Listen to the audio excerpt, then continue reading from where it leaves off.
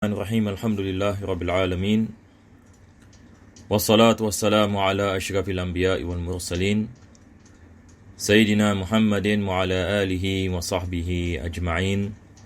Alhamdulillah, kita mulakan pengajian kita pada malam bahagia ini dengan kita memanjatkan kesyukuran kepada Allah Subhanahu wa taala, dan kita berdoa mudah-mudahan Allah menjadikan pengajian ini sebab pengampunan bagi segala dosa, dan Allah mengabulkan segala hajat dan menyelamatkan kita daripada segala bala bencana, daripada segala musibah, daripada segala bala dan wabak di dunia dan akhirah.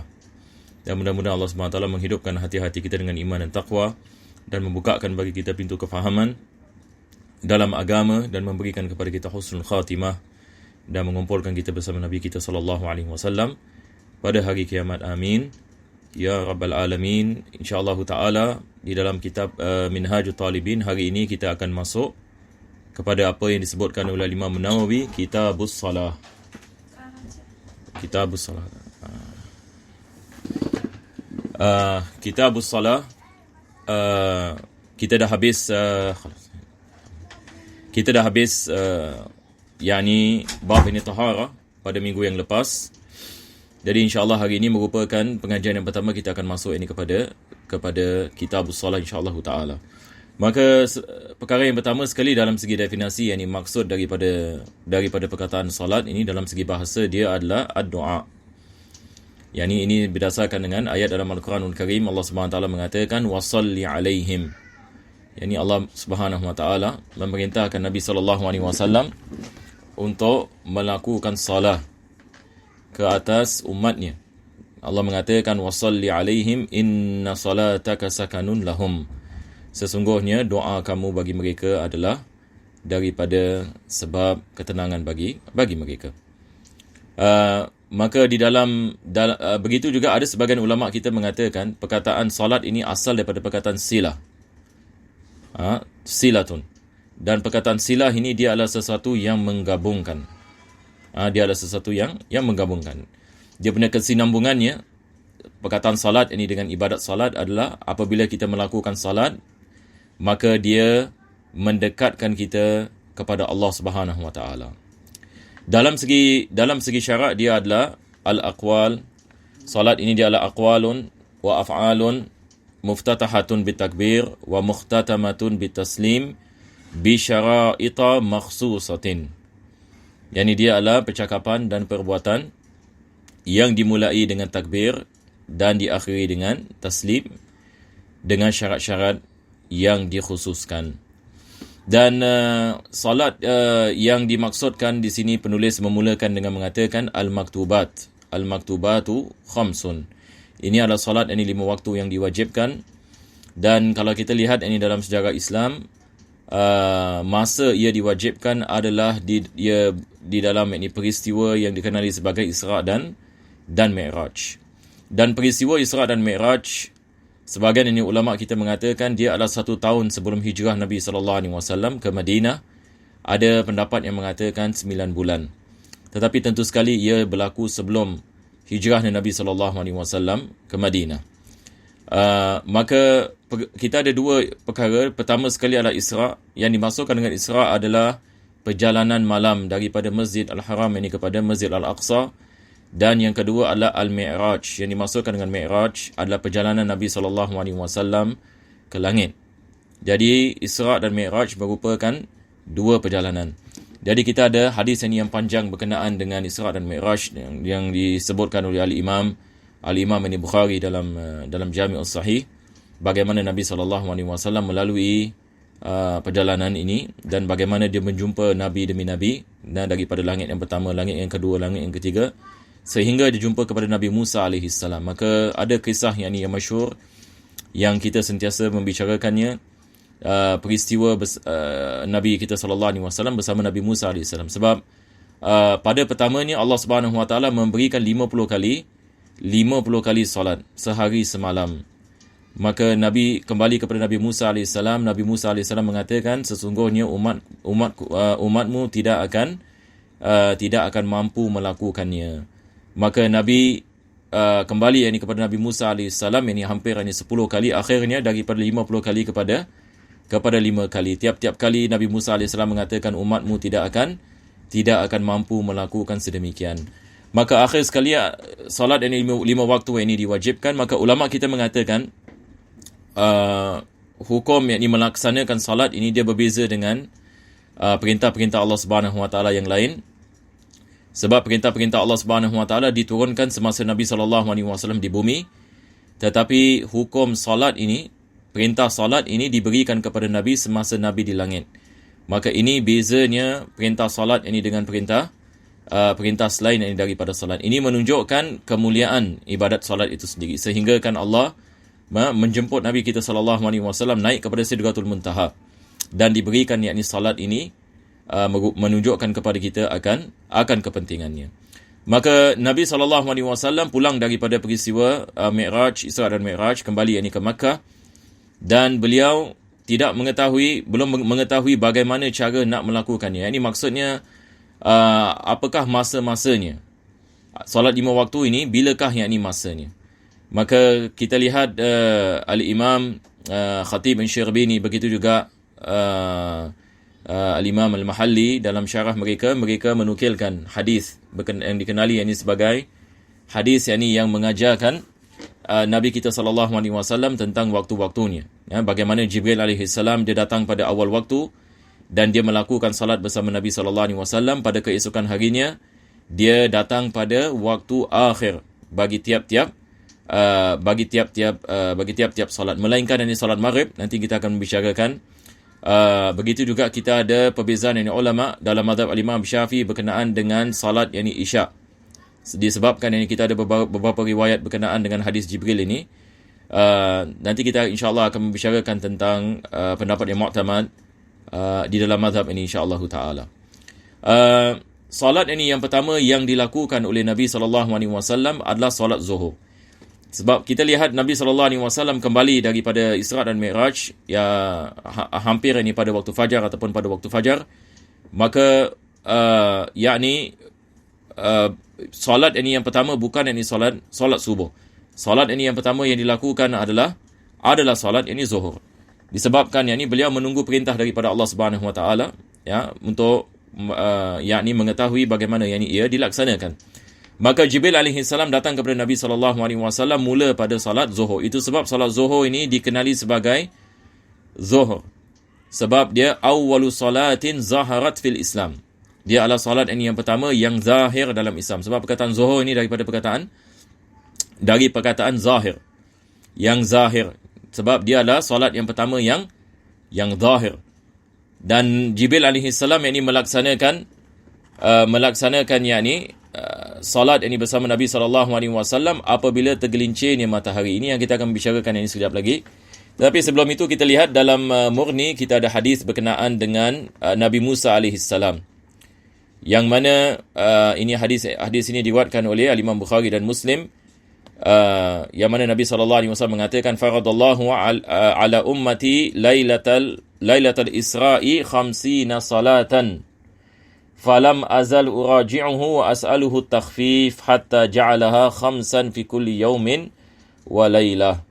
Ini adalah sikit ada apa yang berkenaan dengan apa yang tadi kita ini membicarakan. Taib, sekarang ini kita lihat ini kepada apa yang disebutkan ini oleh Al-Imam An-Nawawi. Boleh satu orang baca insya-Allah.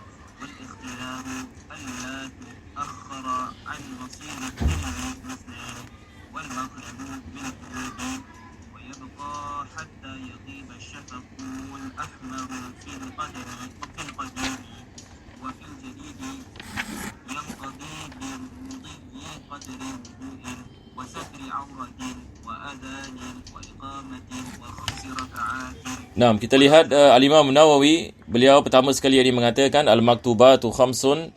Maktubat adalah solat yang diwajibkan.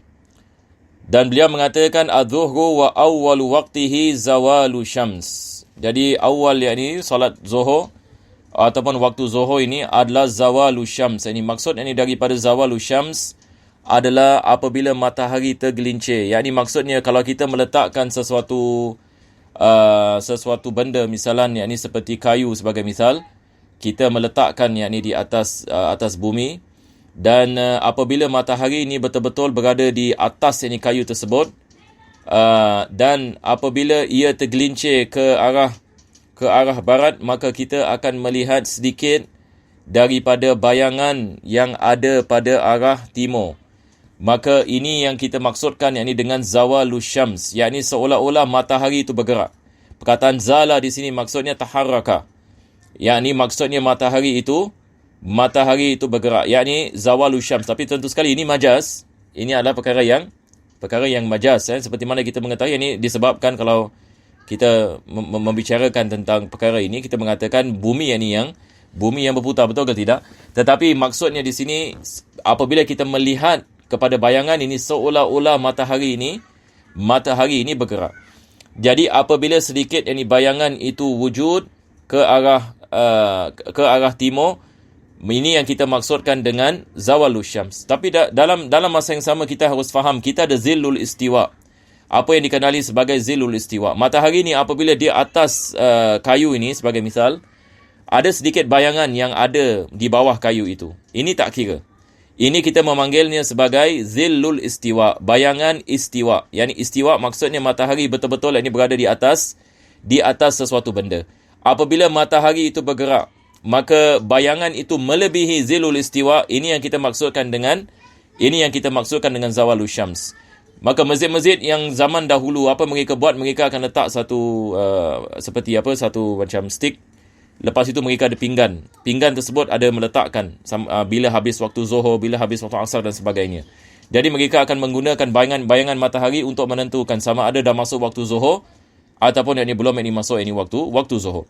Jadi ini adalah perkara yang pertama disebutkan oleh Al-Imam Nawawi. Selepas itu beliau mengatakan wa akhiruhu masilu dhilli syai'in misluhu.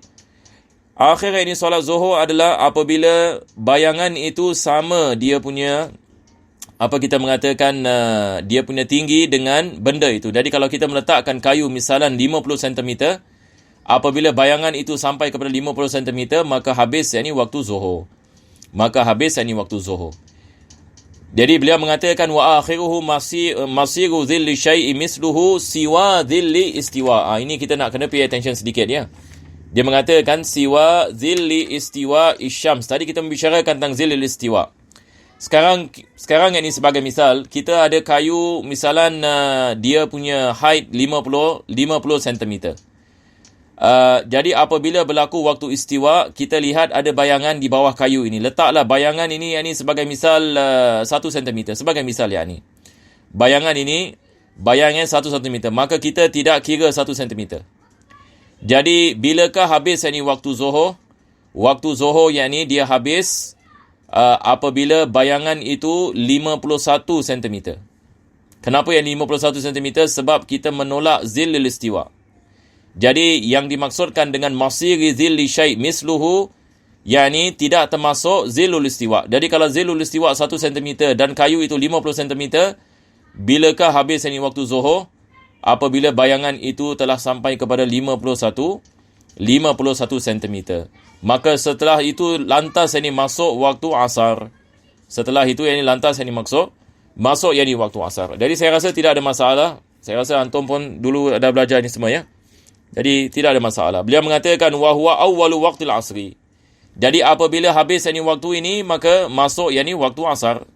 Dan dia adalah awal waktu asar. Wa yabqa hatta taghrub. Jadi waktu asar ini dia terus sampai terbenamnya matahari. Yang dimaksudkan dengan terbenamnya matahari adalah, misalnya adalah begini. Kalau kita berada di lautan misalan, kita melihat bulatan matahari sudah tidak kelihatan sama sekali. Kita kalau berada di misalan di tengah laut, bila kita lihat matahari terbenam ini, seolah-olah matahari ini tenggelam dalam air. Seolah-olah matahari tenggelam dalam air. Bilakah masuknya waktu maghrib? Bilakah habisnya waktu asar? Adalah apabila bulatan matahari itu sudah tidak kelihatan. Jadi apabila bulatan matahari sudah tidak kelihatan, ini sudah habis waktu asar. Dan dah masuk waktu maghrib. Walaupun cahayanya masih ada. Ini juga perkara kita harus faham. Walaupun langit bercahaya. Sebab matahari ni apabila dia terbenam, dia punya cahaya tidak terbenam.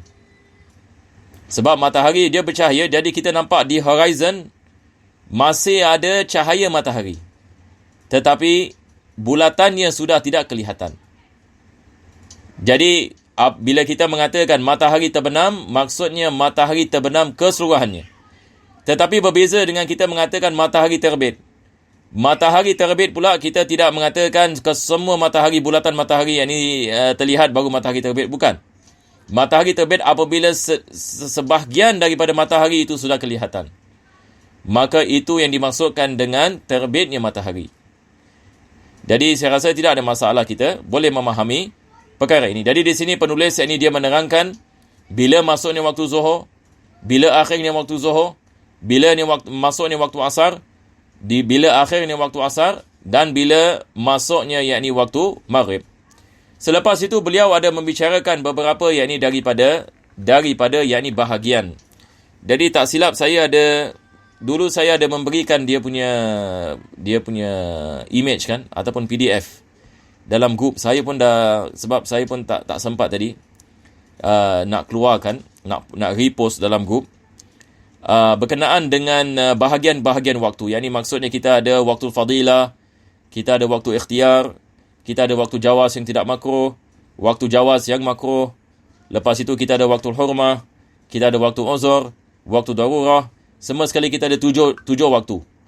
Jadi di sini dalam Kitabul Minhaj, penulis ada membicarakan sebahagian daripada perkara ini.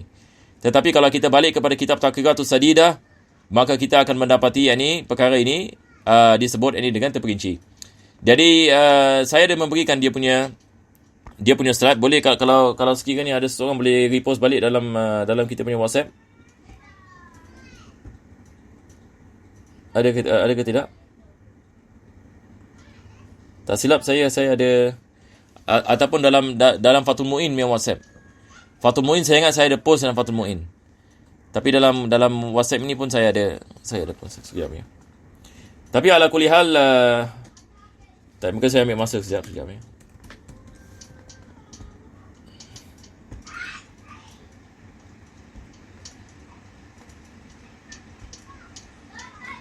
Baik. Jadi ada di sini.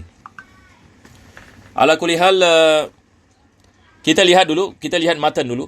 Penulis ini mengatakan wal ikhtiyaru an la tuakhara an masiri dhilli mislain.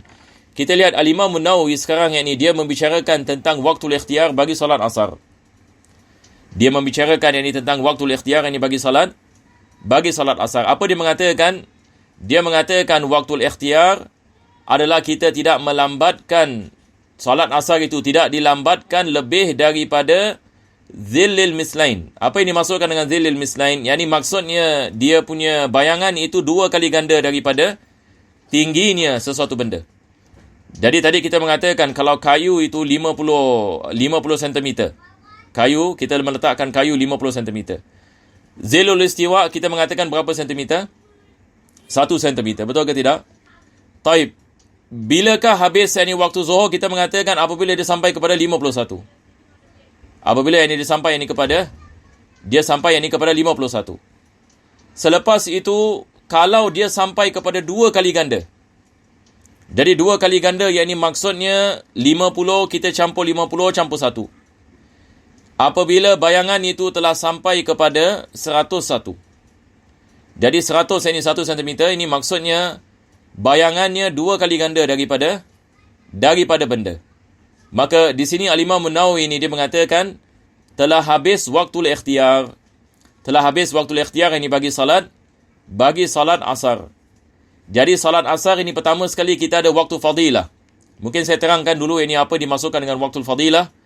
Waktul fadilah adalah waktu yang mana kita mengambil untuk melakukan azan, melakukan iqamah, mengambil wudu, memakai pakaian, dan melakukan salat, yakni qabliyah. Jadi berapakah minit yang kita memerlukan, termasuk melakukan salat fardu dan ba'diyah. Jadi kalau kita mengambil masa untuk melakukan azan, melakukan iqamah, mengambil wudu, memakai pakaian yang ini untuk salat, dan termasuk yang ini salat sunat, termasuk salat fardu, berapa minit di kalangan yang ini, berapa minit ini waktu fadilah? Kalau kita mengatakan misalan di kalangan 15 minit, biasa kita mengatakan 15 minit. Jadi kalau waktu asar ini pukul 4 petang, maka waktu fadilah habis 4.15. Apabila habis ini waktu fadilah, baru akan masuk waktu ikhtiar. Baru akan masuk ini waktu ikhtiar. Tentu sekali dia punya pahala berbeza. Satu orang melakukan salat pada waktu fadilah. Ini kita ada hadis Nabi sallallahu alaihi wasallam, beliau apabila ditanya apakah amalan yang paling baik, beliau mengatakan as-salatu li waqtiha. Melakukan salat pada waktunya. Ulama kita mengatakan yakni pada waktu fadilah. Dan waktu fadilah dia ada dalam lingkungan 15 minit. Walaupun kita ada qaul mengatakan 45 minit. Ada qaul yang mengatakan 45 minit. Ini setelah yang ini masuk waktu. Mungkin antum boleh bahas ini qaul yang ini daripada siapa. Tetapi yang masyhur adalah dia dalam lingkungan 15 minit. Jadi selepas habis yang waktu fadilah, masuk waktu ikhtiar bagi salat asar. Bila habis yang ini waktu ikhtiar? Habis yang ini waktu ikhtiar apabila bayangan 2 kali ganda. Apabila bayangan 2 kali ganda. Agak-agak pukul berapa? Kita kalau sekarang ini asar kita 4 ini 2 minit. Kalau kita mengatakan bayangan 2 kali ganda agak-agak how many minutes? Mungkin satu orang ini boleh buat ini eksperimen ya, boleh lihat. Jadi ini adalah waktu habisnya waktu ikhtiar. Di sini ada perbezaan yang ulama di antara mazhab. Perbezaan di antara mazhab Syafi'i dengan mazhab Hanafi. Ini juga penting untuk antum mengetahui ini. Beza kita dengan mazhab Hanafi, perbezaan yang sangat ketara sekali dalam masalah ini. Kita dalam mazhab Syafi'i kita mengatakan waktu asar apabila bayangan matahari itu sama dengan tinggi suatu benda. Tamam? Mazhab Hanafi mengatakan masuknya waktu asar apabila 2 kali ganda. Jadi mereka mengatakan 2 kali ganda bayangan daripada sesuatu benda, ini adalah masuk waktu asar. Sedangkan kita mengatakan ini habis waktu ikhtiar. Nampak tak bezanya? Kita mengatakan habis waktu ikhtiar. Apa mereka mengatakan? Mereka mengatakan, wahai Syafi'i, bagi kita ini baru masuk ini waktu. Ini baru yang masuk ini waktu asar. Dan kita ada pendapat dalam mazhab Syafi'i, mungkin antum tulis ini. Disebutkan oleh Al-Imam Istakhri. Al-Imam Istakhri. Beliau mengatakan habisnya waktu asar apabila bayangan 2 kali ganda. Tetapi pendapat mu'tamad, habisnya waktu asar apabila terbenamnya matahari. Tetapi kita ada pendapat dalam mazhab yang mengatakan habisnya waktu asar apabila bayangan itu 2 kali ganda. Maka di sini ulama kita mengatakan waktu asar ini kita ada perbezaan yang ulama yang mana kalau kita nak keluar daripada khilaf pun yang ini sangat sukar sekali. Sebab kalau kita nak keluar daripada khilaf, cuba bayangkan satu orang ini nak mengamalkan kaedah al-khuruju minal khilaf mustahab. Maka dia kalau melakukan solat awal waktu dalam mazhab Hanafi belum masuk lagi. Kalau dia melakukan solat yakni selepas bayangan 2 kali ganda, ada pendapat oleh Al-Imam Istakhri yang mengatakan solat asar ini waktu asar pun dah habis. Maka di sini kita lihat ulama di Hadramaut mereka mengamalkan, walaupun sedemikian mereka mengamalkan kaedah al-khuruj minal khilaf dalam masalah ini, dan mereka mengatakan apabila kita ada perbezaan pendapat dalam mazhab Al-Imam Syafi'i dengan pendapat di antara mazhab yang lain, maka perbezaan di antara mazhab ini yang lain lebih kuat khilafnya daripada pendapat yang berlaku dalam mazhab sendiri. Jadi untuk mereka mengeluarkan daripada khilaf, mereka mengamalkan salat asar selepas waktu ikhtiar. Ini yang merupakan amalan yang ini di Hadramaut.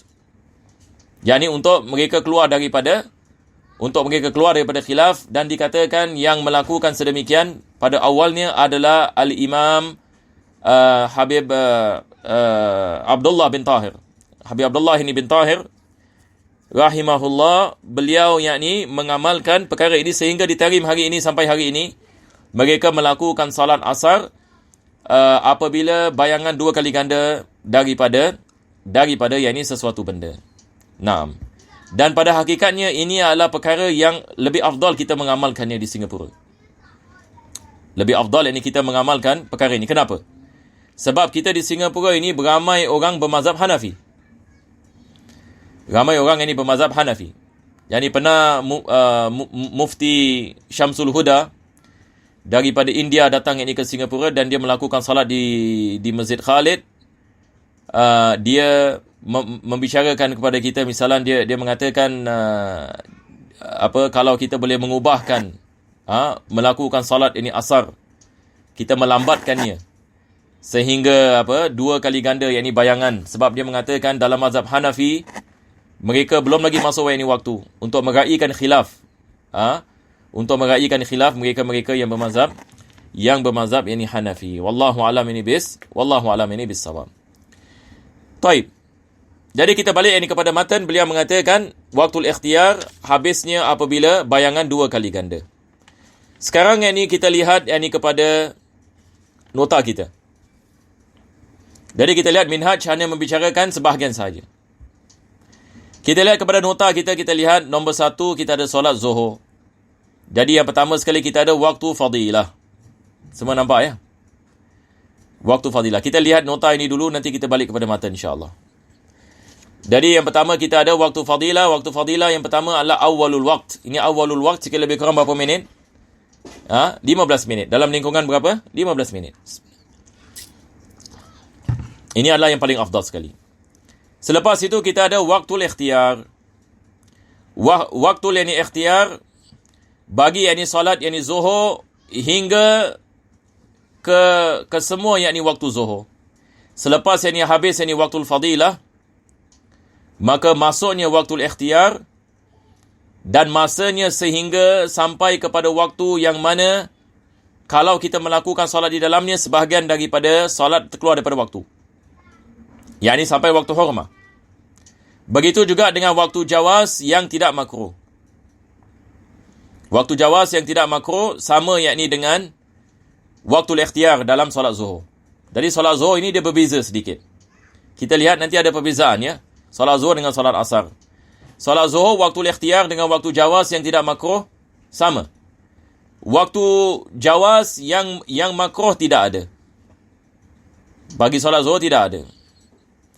Dan selepas itu kita ada waktu hurmah. Waktu hurmah adalah kalau kita melakukan waktu di dalamnya, solat di dalamnya sebahagian daripada solat terkeluar daripada waktu. Selepas itu kita ada waktu uzur. Waktu uzur ini adalah masalah jamak ya. Kalau kita nak melakukan jamak zuhur, maka waktu asar ini adalah waktu uzur bagi solat bagi waktu zuhur. Kenapa? Sebab kita boleh melakukan jamak takhir. Kita boleh melakukan solat zuhur di solat asar. Kita boleh melakukan solat zuhur pada waktu asar. Bila kita boleh melakukan? Bila kita melakukan jamak. Maka waktu asar ini dia adalah waktu uzur bagi solat zuhur. Dia adalah waktu uzur ini bagi solat zuhur. Selepas itu yang kita ada waktu darurah adalah apabila mani' hilang, yakni penghalang yakni menghilang. Penghalang menghilang. Kalau sekiranya seorang wanita misalan dia putus daripada haid. Dia putus yakni daripada haid, yakni misalan 1 minit sebelum masuknya waktu asar, maka ini adalah waktu darurah baginya. Ini adalah waktu darurah baginya. Adakah diwajibkan dia qada solat zuhur? Wahai jemaah sekalian, kalau seorang wanita dia putus yakni haid misalan 1 minit sebelum masuknya waktu asar, adakah diwajibkan dia melakukan qada bagi solat zuhur tadi? Diwajibkan, betul ke tidak? Tetapi ada syaratnya, nanti kita akan bicarakan. Jadi ini adalah waktu darurah baginya. Itu sebab kita mengatakan diwajibkan dia melakukan qada. Jadi ini adalah solat zuhur. Selepas itu penulis mengatakan salatul nota kita lihat mengatakan salatul asr. Waktu fadilah awalul waqt. Lingkungan 15 minit. Selepas itu kita ada waktu ikhtiar. Waktu ikhtiar seperti mana kita mengatakan ila masiri dhilli syai' mislaihi ghaira dhillil istiwa, selain daripada zilul istiwa. Jadi tadi kita mengatakan kalau kayu 50 cm, apabila ia sampai ini kepada berapa sentimeter? 101 cm. 1 cm ini adalah zilul istiwa. Jadi ini dah habis ini waktu ikhtiar. Selepas itu kita ada waktu jawaz yang tidak makruh. Dia bermula daripada waktu ikhtiar sampai apabila langit dilihat kekuningan. Ini adalah sebelum terbenamnya matahari. Matahari sebelum ini terbenam ini kita lihat ada kemerah-merahan, kekuning-kuningan. Dia adalah dalam lingkungan yakni misalan 10 minit, 5 minit sebelum terbenamnya matahari. Ini adalah isfirar. Apabila berlaku perkara ini, maka dia telah masuk waktu karahah. Jadi waktu karahah ini adalah apabila kekuningan sampai kadar untuk kita melakukan salat. Kalau kita melakukan salat misalan 5 minit dan maghrib ini misalan pukul 7 malam, jadi 6.55 telah masuk waktu hurma. Sebelum 6.55 adalah waktu jawaz yang makruh. Ini bermula yakni dengan kekuningan. Jadi kekuningan yang ini sampai waktu hurma ini adalah waktu jawaz yang makruh. Tamam. Selepas itu waktu uzur adalah waktu zuhur apabila kita melakukan jamak, dan waktu darurah pun sama juga, iaitu beberapa ketika apabila mani' itu hilang, penghalang itu menghilang. Yakni ini adalah waktu darurah bagi salat asar. Jadi misal adalah wanita yang putus daripada haid 1 minit ataupun kadar takbiratul ihram sebelum yakni terbenamnya matahari, maka ini adalah waktu darurah baginya, maka diwajibkan dia melakukan qada kalau syarat-syaratnya wujud. Taib. Sekarang kita masuk ini kepada solat maghrib. Mungkin kita membicarakan ini kesemuanya dulu. Nanti kita kembali kepada matan. Solat ini maghrib, beliau mengatakan waktu fadilah awalul waqt, waktu ikhtiyar juga ini awalul waqt, waktu jawaz bila karaha. Jadi kita lihat ini waktu maghrib ini, waktu fadilah, waktu ikhtiyar, waktu jawaz, dia adalah waktu yang sama. Waktu maghrib ini waktu fadilah, waktu ikhtiyar dengan waktu jawaz yang tidak makruh. Ketiga-tiganya merupakan waktu yang sama. Jadi awalul waqt, yani kadar ini 15 minit.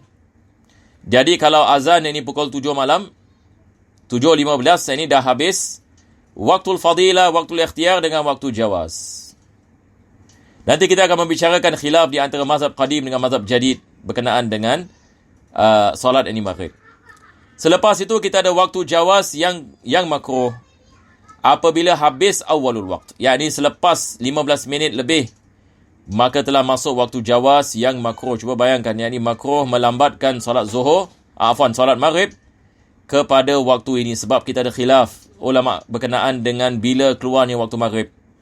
Selepas itu kita ada waktu hurma. Waktu hurma ini sama, ini tafsirannya kadar yang mana kalau kita melakukan solat di dalamnya, sebahagian daripada solat terkeluar daripada waktu. Biasa kita mengatakan 5 minit ini sebelum habis waktu solat. Jadi kalau solat isyak pukul jam 8, 7.55 adalah waktu hurma. Waktu uzur adalah waktu isyak, bila kita melakukan jamak takhir. Dan waktu darurah ini pun sama juga seperti mana kita mengatakan. Selepas itu kita ada salatul isyak. Waktu fadilah awalul waqt. Lepas itu kita ada waktu ikhtiyar ila sulusil lail. Ini berdasarkan dengan hadis Nabi SAW. Nanti insyaAllah ini disebutkan di dalam hadis. Nanti kita baca sikit insyaAllah. Dalam Murnil Muhtaj. Ada hadis yang agak panjang sedikit. Ini hadis Jibril alaihissalam. Berkenaan dengan sulusil lail, pendapat yang mu'tamad dalam mazhab Syafi'i adalah apabila dia sulusul lail ini waktu ikhtiyar, habisnya waktu ikhtiyar, bukan habisnya waktu isyak. Walaupun kita ada qaul yang mengatakan sulusul lail ini adalah habisnya waktu isyak, tetapi pendapat yang dipilih adalah sulusul lail dia adalah habis kita mengatakan waktu ikhtiyar. Jadi agak-agak pukul berapa ini sulusul lail? Kita ambil waktu maghrib dengan waktu fajar, kita divide by 3. Itu yang kita akan dapat dalam lingkungan 10.30 11. Dalam lingkungan 10.30 10.30 yakni 11. Jadi kalau kita bagikan malam kepada 3 bahagian, kalau kita ada 12 jam misalan, maka 4 jam. Kalau maghrib ini jam 7. Bukan 12 jam yakni kalau maghrib ini jam 7, subuh jam 5. Maghrib ini jam 7, subuh jam 5. Jadi kita ada berapa jam? 10 jam ya. Kita ada berapa? 10 jam. 10 jam kita bagi 3, kita dapat 3.3. 3.3 hours kita campur 7. Jadi kita dapat 10.3. Jadi about 10.30. Dia about ini 10.30. 10.30 ini adalah sulusul lail. Ini habis ini waktu ikhtiar bagi salat Isya. Waktu jawaz masuk selepas itu. Ila tulu'il fajril kadhib. Sampai berlakunya fajar kadhib. Fajar seperti mana kita mengetahui ada 2 jenis. Fajar kadhib dengan fajar sadiq. Bezanya adalah dalam segi dia punya sifat cahaya yang keluar. Fajar ini kadhib ini dia linear. Maksudnya dia punya cahaya ini linear. Manakala fajar sadiq ini dia muntashir. Jadi kita ada istilah dalam bahasa Arab kita panggil mustatil dengan muntashir. Mustatil ini maksudnya dia linear light across the horizon. Manakala fajar sadiq ini dia adalah cahaya yakni yang merangkumi. Dia adalah cahaya yang merangkumi. Jadi waktu jawaz yang tidak makruh daripada habisnya waktu ikhtiar ini kepada apa? Kepada waktu fajar kadhib. Selepas itu kita ada waktu karahah daripada fajar kadhib ini sehingga waktu hurmah. Dan waktu hurmah yang ini tafsirannya sama. Waktu uzur adalah waktu maghrib. Waktu darurah yang ini tafsirannya juga adalah yang sama. Sekarang ini kita lihat fajar pula. Jadi waktu fadilah adalah awalul waqt. Waktu ikhtiar ilal isfar. Ini kita nak kena faham ini. Apa istilah ini? Ini istilah yang penting ya. Berkenaan dengan isfar. Jadi isfar ini, di sini syaitan ada terangkan ya. Dia syarahkan sikit. Dia mengatakan, bihaisu yumayyizu nadhiru al-qariba minhu. Apa maksudnya? Yakni kalau ada orang yang dekat dengan kita, kita dapat lihatnya. Kalau kita berada di tempat yang gelap ini misalan. Kalau dia dah sampai kepada isfar, kita sudah boleh melihat orang di sebelah kita. Bayangkan kita berada di hutan. Kita berada di hutan. Jangan pula kita bayangkan ini kita berada di bawah lampu ya. Bayangkan ini kita berada di hutan. Tidak ada lampu, tidak ada api. Jadi bila masuk waktu subuh, bila dalam lingkungan half an hour after masuknya waktu subuh, maka dah ada lampu sikit. Betul, kita dah ada cahaya. Sehingga kita dapat melihat orang di sebelah kita. Ini kita panggil waktu isfar. Ini adalah waktu yang dikenali sebagai waktu isfar. Maka dalam mazhab al-Imam Syafi'i, apabila masuknya waktu isfar, habis waktu ikhtiar. Jadi waktu ikhtiar, yakni dia bermula daripada habisnya waktu fadilah sampai isfar. Apabila masuk isfar min awwalil waqti ila tulu'il humrati tadkhulu hadhihi salasa ma'an wa takhruju muta'aqibah. Jadi di sini penulis ini mengatakan berkenaan yakni dengan waktu jawaz. Waktu jawaz ini yang tidak makruh. Jadi waktu jawaz yang tidak makruh bagi solat subuh ini adalah daripada awal waktu sehingga apabila yakni langit yakni ada yakni keluar yakni bermerah-merahan. Selepas itu kita ada waktu jawaz yakni yang makruh daripada keluarnya merah-merahan kepada yakni waktu darurah. Apa yang dimaksudkan dengan merah-merahan? Ini adalah waktu yang mana matahari ini sebelum dia terbit dalam lingkungan yakni 10 minit. Dalam lingkungan yakni 10 minit. Jadi ini adalah waktu karahah. Kalau sekiranya seorang itu dia melambatkan sehingga yakni waktu yang hampir nak masuk yakni kepada terbitnya matahari, maka ini adalah waktu jawaz yang makruh. Waktu jawaz ini yang makruh. Selepas itu waktu hurma, yang ini tafsirannya adalah sama. Waktu uzur, tidak ada waktu uzur bagi solat subuh sebab solat subuh tidak boleh dijamak. Dan waktu darurah, yang ini tafsirannya juga adalah yang ini sama. Jadi ini adalah sikit lebih kurang pembahagian bagi waktu-waktu di dalam solat yang ini 5 waktu kita. Jadi insyaAllah sekarang ini kita kembali ini kepada kitab. Berkenaan ini dengan hadis Jibril alaihissalam, ini mungkin kita baca mengambil sedikit barakah insyaAllah. Antum lihat dalam kitab Mughnil Muhtaj, ini beliau menukilkan hadis ini yang mana diriwayatkan ammani Jibrilu indal baiti marratain. Nabi mengatakan Jibril alaihissalam yakni menjadi imam bagiku 2 kali. Fasalla biya zuhra hina zalati syamsu wa kana al-fai'u qadra syirak. Ini dia menerangkan yakni tentang waktu zuhur, yakni apabila tergelincirnya matahari. Wal asra hina kana dhilluhu misluhu. Ini semua bagaimana ulama kita mendapatkan bila waktu-waktu itu waktu-waktu bagi solat. Wal maghrib hina aftara saim, apabila orang yang berpuasa itu melakukan iftar bagi waktu maghrib, ai dakhala waktu iftarihi. Wal isya hina ghabash syafaq, dan waktu isya adalah apabila syafaq itu hilang. Syafaq dalam bahasa kita apa kita panggil? Kita panggil mega merah, betul ke tidak? Kita panggil mega. Wal fajra hina haruma ta'am wa syarab ala sa'im. Ini adalah waktu fajar bagi orang yang berpuasa. Falamma kana al-ghad salla bi adh-dhuhra hina kana dhilluhu misluhu wal 'asra hina kana dhilluhu mislaihi. Ini seperti mana kita mengatakan hari kedua Jibril alaihi salam datang, dia melakukan salat pada akhir waktu. Wal maghrib hina aftara sa'im, tetapi waktu maghrib ini dia melakukan pada waktu yang sama. Itu sebab kita ada khilaf, nanti kita akan lihat perbezaan ini. Hatta dalam mazhab Syafi'i kita ada 2 qaul berkenaan dengan bila habisnya waktu maghrib disebabkan perkara ini. Wal isya ila sulusil lail. Riwayat ini mengatakan isya, kalau zahirnya kita lihat seolah-olah maknanya adalah sehingga sepertiga malam. Ulama kita syarahkan hadis ini mengatakan maksudnya adalah habisnya waktu ikhtiyar. Sulusul lail ini adalah habisnya waktu ikhtiyar, disebabkan kita ada hadis yang lain yang menerangkan perkara ini. Wal fajra fa asfar, dan waktu fajar yakni apabila berlaku isfar. Ini sekali lagi, yakni habisnya waktu isfar adalah habisnya waktu ikhtiyar. Walaupun ini ada sebagian ulama mengatakan masuknya yakni waktu fajar adalah yakni pada isfar. Wa qala hadha waqtul anbiya min qablika wal waqtu ma baina hadain al waqtain. Jadi waktu solat adalah di antara kedua waktu ini. Ini maksudnya hari yang pertama dengan hari yang kedua. Baik. Sekarang ini kita kembali kepada matan. Mana tadi kita berhenti? Penulis ini beliau mengatakan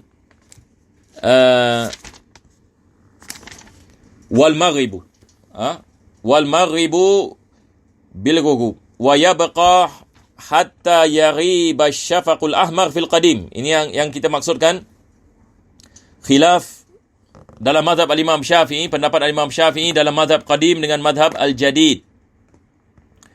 Jadi penulis ini mengatakan dalam pendapat qadim, waktu maghrib ini habis apabila yaribul syafaqul ahmar. Ini berdasarkan hadis dalam Sahih Muslim. Dalam Sahih Muslim, Nabi SAW bersabda, Waktul maghribi ma lam yaribi syafaq.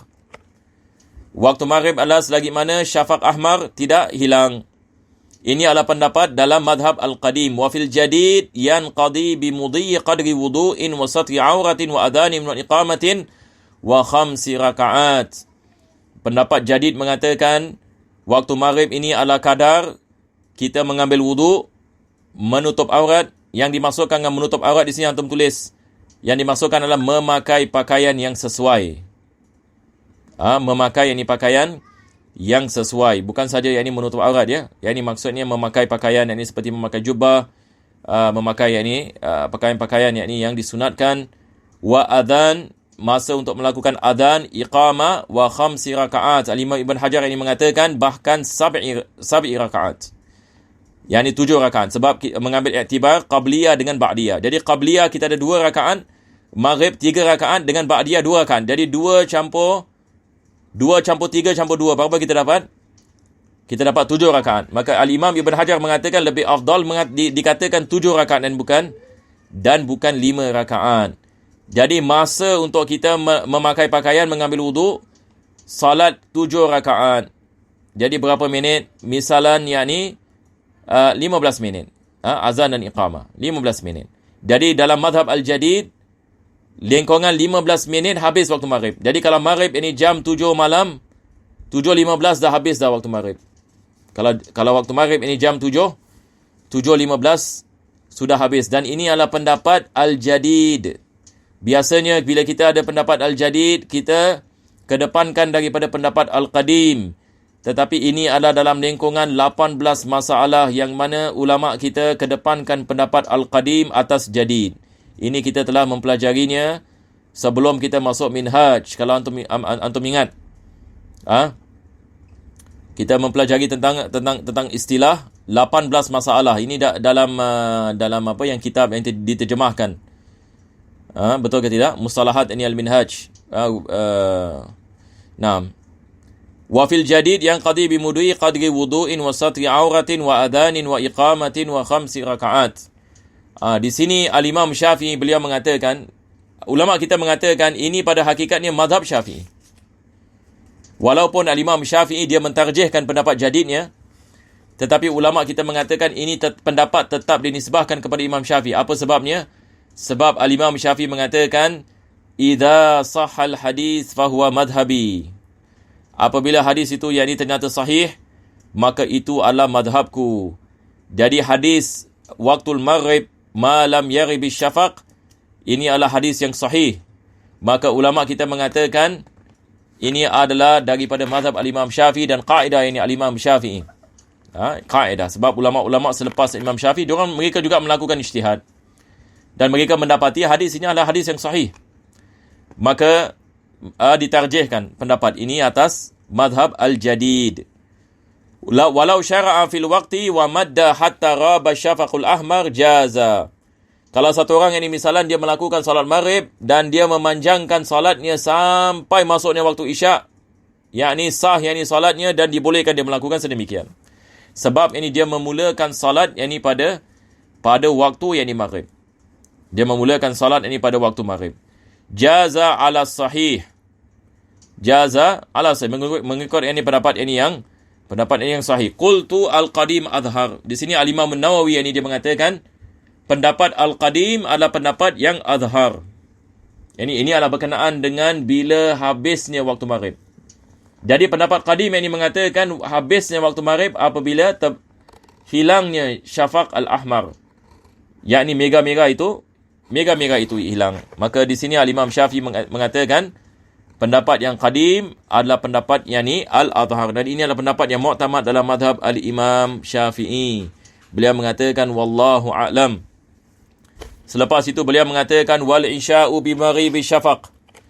Dan waktu isya adalah apabila hilangnya mega merah wa yabqa ila al-fajr.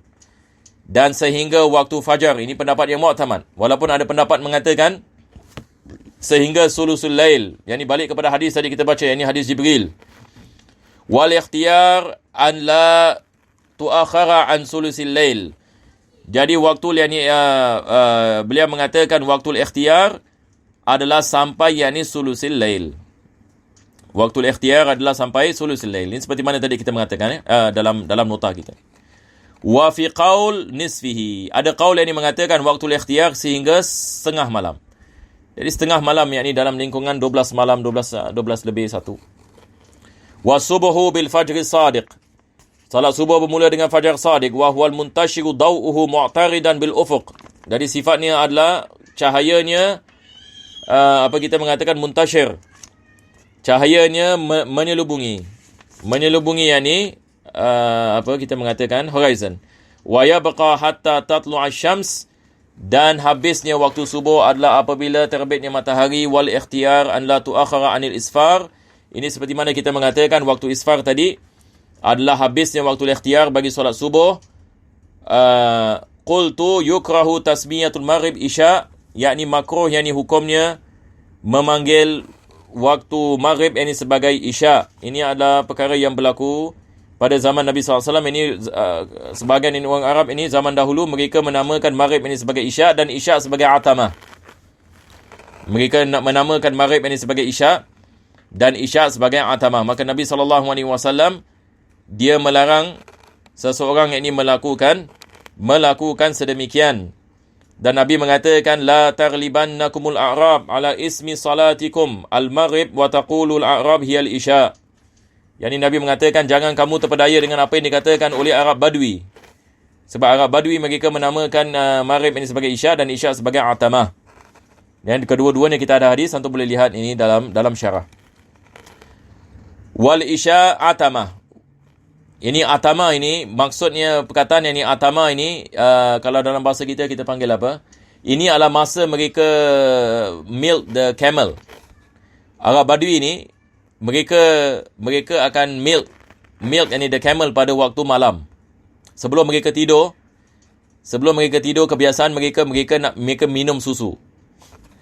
Jadi sebelum mereka tidur, mereka akan apa? Mereka akan milk. Mereka akan milk. Panggil ya'timun. Ini dah fi'il atama. Atama ini fi'il. Atama adalah waktu ia dilakukan. Jadi mereka melakukannya pada waktu isyak. Maka Nabi SAW melarang waktu isyak dinamakan sebagai atama.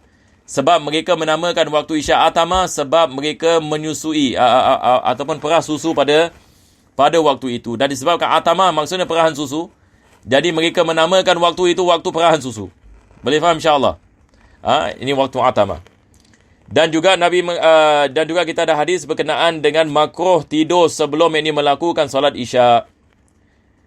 Makruh yakni tidur yakni sebelum ini melakukan ini solat isyak. Wal hadisu ba'daha illa fi khair.